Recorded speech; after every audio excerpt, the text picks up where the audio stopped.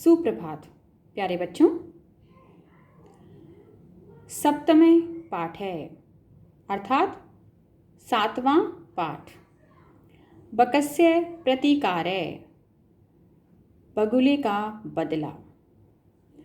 प्यारे बच्चों, इस पाठ में अव्यय शब्दों का प्रयोग बहुत अधिक मात्रा में हुआ है। अव्यय शब्द जो किसी काल के साथ, किसी लिंग के साथ या किसी वचन के साथ कभी भी परिवर्तित नहीं होते, उन्हें हम अव्यय शब्द कहते हैं। व्याकरण में इसका एक अलग से विषय है, प्रसंग है, जिसे हम इंग्लिश में टॉपिक कहते हैं। वहाँ पर आपको यह विस्तार से समझ में आ जाएगा। वैसे पिछली कक्षा में भी मैंने आपको इसे समझाया है। अगर आपको स्मरण होगा तो इस पाठ में आप अव्यय शब्दों को पहचानने में काफ़ी आपको आसानी मिलेगी और पहचानने में आप सक्षम होंगे। इस पाठ के सार को अब हम समझते हैं। इसमें गीदड़ और बगुला दो मित्र हैं, दोनों एक वन में रहते हैं। एक बार प्रातः गीदड़ ने बगुले से कहा, दोस्त, कल तुम मेरे यहाँ भोजन करो। गीदड़ का न्योता पाकर बगुला बहुत खुश हुआ। अगले दिन वह बगुला गीदड़ के निवास पर गया। गीदड़ कुटिल स्वभाव का था। उसने बगुले को एक थाली में खीर प्रदान की। गीदड़ बोला, दोस्त, इस पात्र में हम दोनों एक साथ भोजन करते हैं। भोजन करते समय बगुले की चोंच थाली से भोजन लेने में समर्थ नहीं थी, इसलिए बगुला केवल खीर को देखता रहा, किंतु गीदड़ सारी खीर खा गया।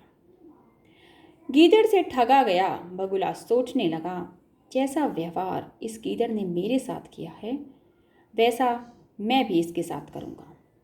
ऐसा सोचकर उसने गीदड़ से कहा, मित्र, तुम भी कल शाम को मेरे साथ भोजन करो। बगुले के निमंत्रण से गीदड़ प्रसन्न हुआ।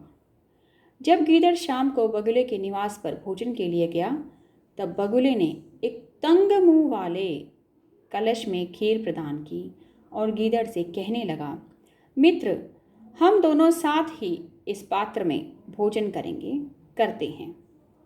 बगुला कलश से चोंच के द्वारा खीर खाता है, परंतु गीदड़ का मुख कलश में प्रवेश नहीं करता। इसीलिए बगुला सारी खीर खा लेता है और गीदड़ ईर्ष्यापूर्वक उसे देखता रहता है। इस पाठ का सार, इस पाठ की शिक्षा है, दुर्व्यवहार का फल दुखदायक होता है, अतः सुख चाहने वाले मनुष्य को अच्छा व्यवहार करना चाहिए। प्यारे बच्चों, यह इस पाठ का सार था। अब हम इस पाठ के अनुवाद को आरंभ करते हैं। आप सभी से अनुरोध है, कृपया उच्चारण पर ध्यान दें। जैसा कि पहले ही लिखा गया है, अव्यय प्रयोग है, अर्थात अव्यय शब्दों का प्रयोग किया गया है। एकस्मिन् वने शृगालः बकः च निवसत समय। एक जंगल में, एक वन में गीदड़ और एक बगुला निवास करते थे। तयोः मित्रता आसीत्, उन दोनों में दोस्ती थी। एकदा प्रातः शृगालः बकम् अवदत्। एक दिन सुबह शृगाल ने, गीदड़ ने बगुले से कहा, मित्र, हे मित्र, श्वः त्वं मया सह भोजनं कुरु। कल तुम मेरे यहाँ भोजन करो। प्यारे बच्चों, इसमें जो श्वः शब्द है यह अव्यय शब्द है। इसका अर्थ होता है आने वाला कल। शृगालस्य निमंत्रेण बकः अप्रसन्न अभवत्। गीदड़ के निमंत्रण से बगुला प्रसन्न हो गया। अग्रिम दिने स भोजनाय शृगालस्य निवासम् अगच्छत्। अगले दिन वह भोजन के लिए गीदड़ के निवास पर गया। कुटिल स्वभावः शृगालः स्थाल्यां बकाय क्षीरोदनम् अयच्छत्। कुटिल स्वभाव वाले गीदड़ ने बगुले को थाली में खीर प्रदान की।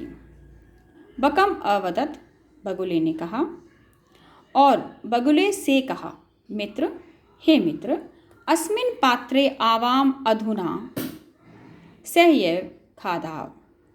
हम दोनों इस पात्र से साथ में खीर खाते हैं। भोजन काले बकस्य चंचू स्थालितः भोजन ग्रहणे समर्था न अभवत। भोजन के समय बगुले की चोंच थाली से भोजन लेने में समर्थ नहीं हुई।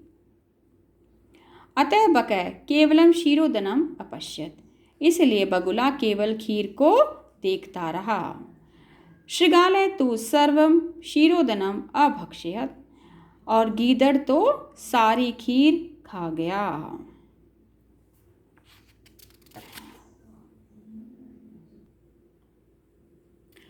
शृगालेन वंचित बकय अचिंत्यत। गीदड़ के द्वारा ठगा गया बगुला सोचने लगा, यथा अनेन मया सह व्यवहार कृत्य तथा अहमपि तेन सह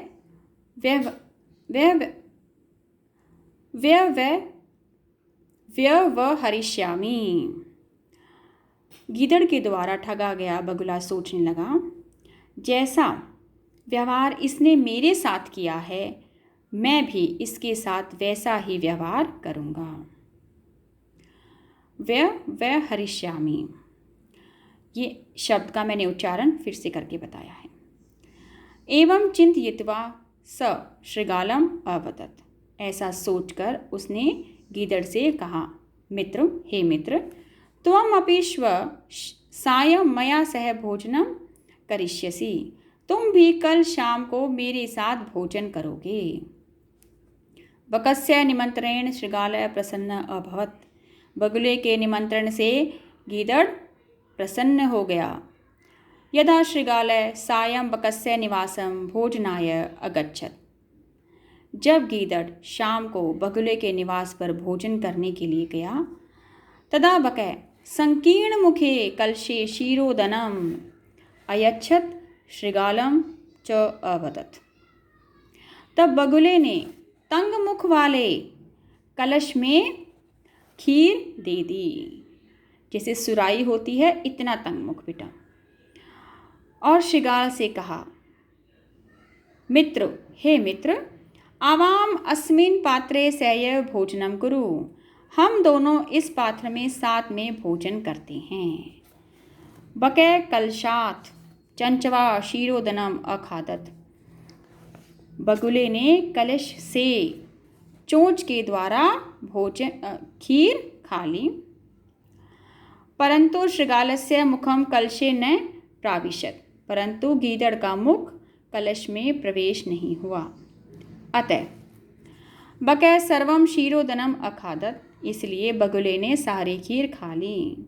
शृगालय च केवलम ईर्ष्या अपश्यत, गीदड़ केवल ईर्ष्या से देखता रहा।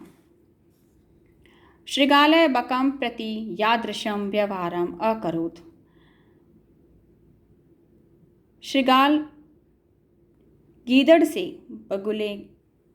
ने बगुले के साथ जैसा व्यवहार किया था, बकय अपि शृगालम प्रति तादृशम व्यवहारम कृत्वा प्रतिकारम अकरोत्। बगुले ने भी गीदड़ के साथ वैसा ही व्यवहार करके अपना बदला ले लिया है। उक्तम अपि, कहा गया है, आत्म दुर्व्यवहारस्य फलम भवति दुःखदम, अपने किए गए दुर्व्यवहार का फल, परिणाम दुख देने वाला होता है। तस्मात्